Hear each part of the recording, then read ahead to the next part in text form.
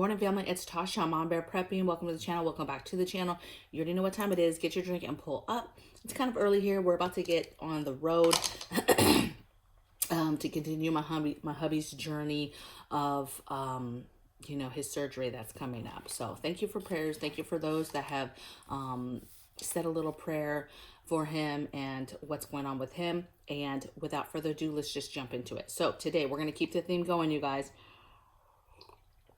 And we're going to continue to talk about food, the importance of food, especially now today because of all the wild things that are happening in regards to our food situation. And us as a community really keeping an eye on shelves and seeing the holes and seeing the disruptions. And yes, I get it. I like when people put in the comments that, hey, the food is fine here. The shelves are full here. I love hearing that, okay? Nobody is over here doom and gloom, wanting the whole world to end and wanting there to be panic buying and no food on the shelves and chaos to ensue. Nobody is like hoping for that, okay? What we do want to do though is prepare the best way we can. And every single day I'm getting questions about food preservation. What can I do with this? How do I do this? How do I start? How do I get food? All these things, how do I do this when I'm up against the clock, okay? And you should be working as if you're up against the clock. So let's get into this.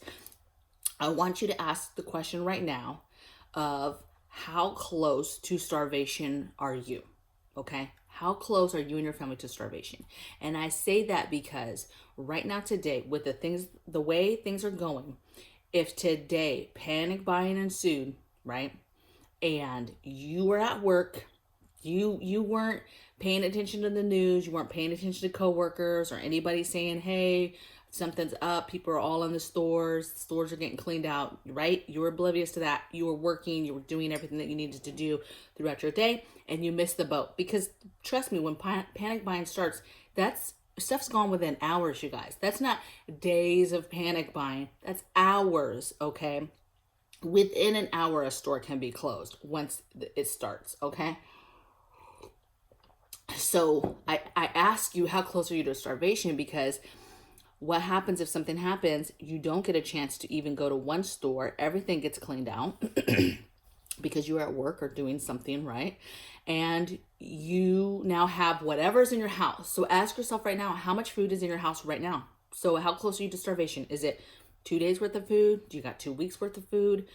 Do you have basically just enough food to get you to the next payday? Do you have 30 days worth of food? Do you think you have, okay, you've been paying attention a little bit, okay, you feel a little bit better, you have 3 months worth of food, This should scare you, this question should scare you, even if you had 6 months worth of food, okay? Even if you have a year's worth of food, this question should still scare you to some capacity in regards to, not to scare you on this video and be like, yeah, go get food, but it should scare you in the sense of, if stuff did go bad, like what is the end game? What's the long game? Okay, yeah, maybe you've been on top of some things, you've got like 6 months worth of food, but what happens at the end of 6 months if things are not restored and you cannot get stuff, right? What is your game plan? Have you been growing your own food? Do you have meat? Do you have, like, what do you have to make that food last as long as possible? And then to get food afterwards if you cannot get it from a supermarket, okay? So super important question to ask. And then now you need to get on your game plan of food. So 3 strategies I'm going to give you right now for starting your food, getting your food.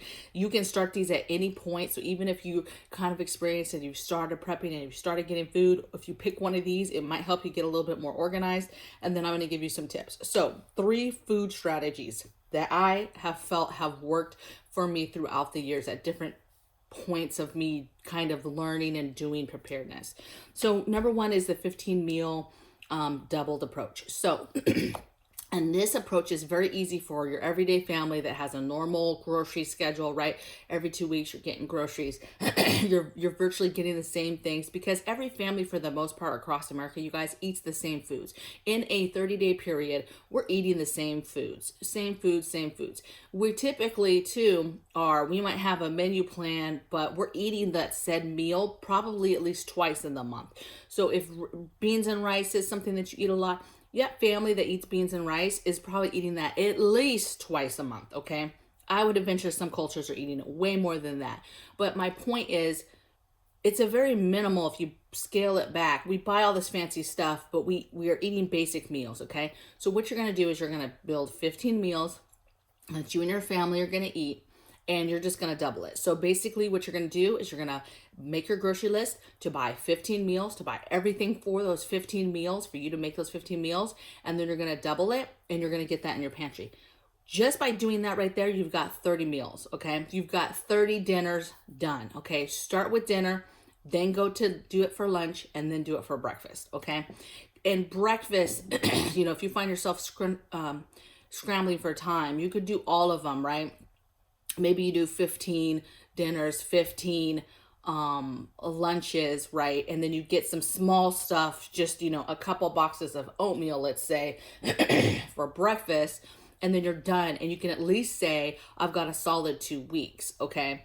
But then if you have the money to double that, then you can double that and be done for 30 days. And you can continue to do that, okay? But a lot of people, it's easier to concentrate on the 15 meals that they already make, concentrate on those, and then just double it. Get the extra can of whatever, right? And just double it. And then boom, you've got your 30 days of normal foods that you and your family eat every day. All you're doing is taking a 15 meal plan, doubling it, and buying this stuff, okay?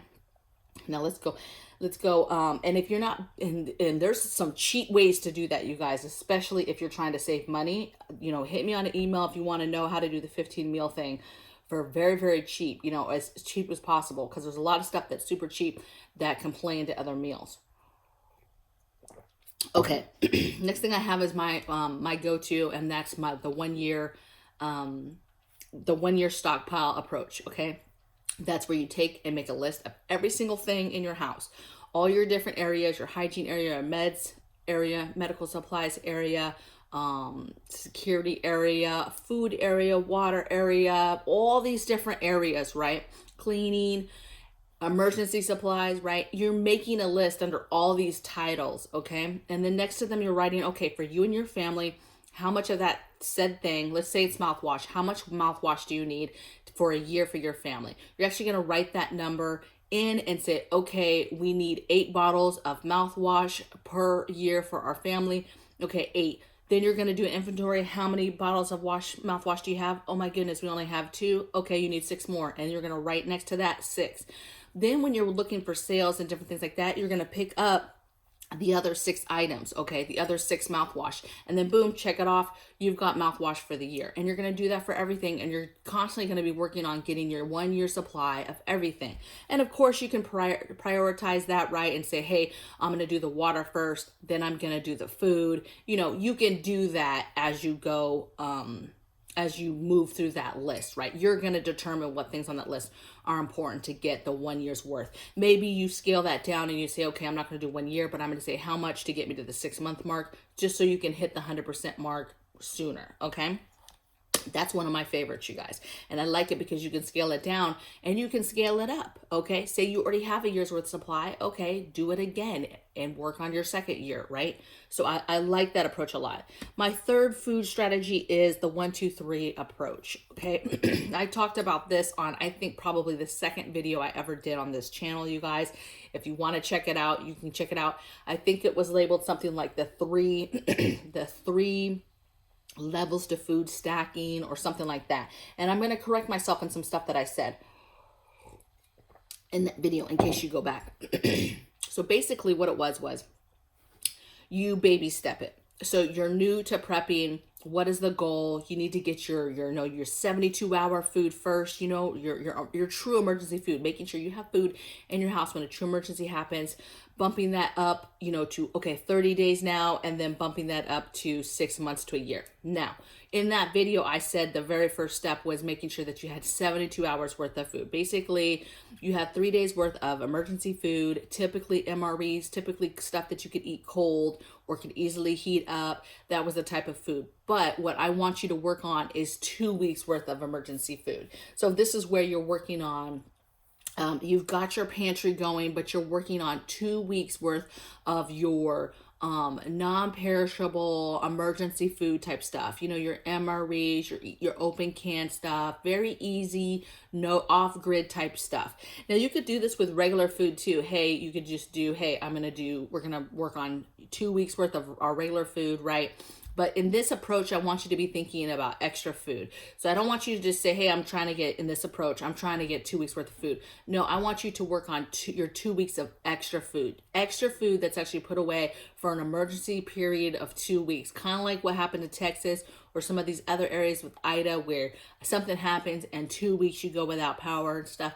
I want you to work on 2 weeks worth of that food. And then the next step is working on 30 days worth of food. And then the next step is working on 6 months to 1 year. In that middle section, so you've got your emergency food, right, for something that just happens last minute. The second step is 30 days. Again, this is more of your working pantry type foods, right? This is a mix of some long-term stuff, right? But also this is your working pantry food, okay? That 2 weeks to me in this approach is a separate stockpile of emergency food that's not necessarily in your normal rotation. At some point it will, but at first it's kind of just set there so that you can visually see you've got 2 weeks worth of emergency food. Ideally, stuff you could just open up and eat. 30 days is more, now we're getting into your normal rotation and just bulking that up. And then you move to the third baby step, if you will, which is 6 months to a year. And really that can be a more bulked pantry, or that can be where you're actually getting into some longer term food storage things, right? Bulk items in buckets, things you're putting away for a rainy day, that type of thing. Maybe some emergency food that you bought from a company, but be careful with doing that, you guys. Just stockpiling good old-fashioned food, grains, is a healthy option and a way cheaper option than buying some sort of fancy emergency food, okay? Now, let's get into tips real quick. Tips. While you're going to first of all figure out whatever approach works for you, okay? So first you had the 15 meal double approach. Second one, you had the 1 year stockpile approach. And the third one was the 1, 2, 3 basic baby step approach, okay? Tips. Look for sales. Basically, whatever you're doing, look for the sales, and then that's when you get the items. 2, bulk. Make sure that you're looking at all different options, but you can look at all 3 options and do it in a bulk setting or bulk way, right? Oftentimes people start prepping and they go for the bulk right away because they know that it's a cheaper way of getting to the end goal of having the actual food quickly, right? Getting 25 bag of rice and beans gets you far just from that one purchase, okay? You need so much more, but that is a huge jump. When I first started prepping, when something would happen, I'm going to tell you guys how I started prepping. The way I started prepping was I didn't have any kind of organization. I wasn't really doing anything. This was decades ago. I was in the service decades ago. And after Katrina, and basically the way I started prepping is anytime I would hear something crazy happen, a storm would happen, a storm is going to happen, something happened in a different part of the world, something is crashing. Basically, anytime I heard something, this is what your girl did. I would go and get a big bag, a 20-pound bag of rice, and I would get 2-gallon things of water. Like that is what I did, right? And I would throw in the back of my car. I'm just some young chick. I don't have any like, I know in my soul at this point that I'm a prepper and I know it's important to prepare, but I'm literally, every time I hear something, and before you knew it, this girl had like a ton of rice, ton of water. But guess what? At the end of the day, that would have been vital, okay, for me to, and it's probably one of the reasons now today I have so much rice, it's not even funny, but that's how your girl started. I didn't have YouTube, I didn't have channels. I just knew in my heart and soul that like it's very important to prepare and to have food. And I knew the importance of bulk food and getting bulk food, even though it was something small, whatever, but it was just me at the time, right? So take it for what it is, but bulk is important. And then the other tip I have is stay ahead of the news. Stay ahead of things that you're hearing, right? Listen to YouTube channels, listen to your research, your news, whatever it is, be paying attention to what's going on in the world. And if you do get word from somebody that, hey, panic buying has started, one, hopefully you're to the point where you are not going out and you are not going out into that silliness. But let's just say you're still at the beginning of your journey. You think it's still okay and safe enough to go out and get stuff. Do not be the one going to the basic stores, the popular stores. Don't run to Walmart. Don't run to your local grocery store. Run to the feed stores. Run to your CVS. Run to those other mom and pop feed tractor feed place. Go to those places, okay, and go clean out, get big bulk things of grain if you still need to get some grains or feed or whatever, right? Get those things. Maybe go on Amazon and just make sure you're okay and there's nothing else you need to try to get in your cart and get ordered, because as soon as food goes, the rest is just downhill, okay? So just ask yourself, how close are you to starvation? Figure out what food approach you're going to do and get started on it. And let me know if you have questions. Let me know in the comments below if you want to add to that. Is there some kind of fancy, cool approach that you do? I've heard a few over the years, some other stuff outside of these 3 that I did, but these are literally the 3 that I have talked about and that I've stood by and that I've actually done myself over, these last few decades that I've been doing this. Okay, so take care, and I'll see you guys in the next video. Bye.